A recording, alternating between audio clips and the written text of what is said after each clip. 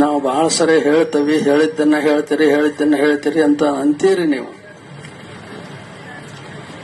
1-2 ಮಕ್ಕಳನ್ನ ಹಡಿಬೇಡ್ರಿ, ಕಡ್ಡಾಯವಾಗಿ ನಾವು ಹೇಳ್ತೇವೆ ನೋಡಿ.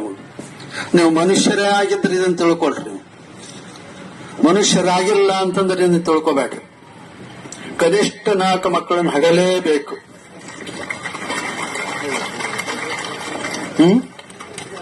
ಏನ ಮಾಡಿದ್ರೆ ಬಹಳ ಚಲೋ, ನಿಮ್ಮ ಬಹುಮಾನ ಕೊಡ್ತೇವೆ. 4 ಮಕ್ಕಳನ್ನ ಕನಿಷ್ಠ 4 ಮಕ್ಕಳನ್ನು ಹಡೆಯಲೇಬೇಕು.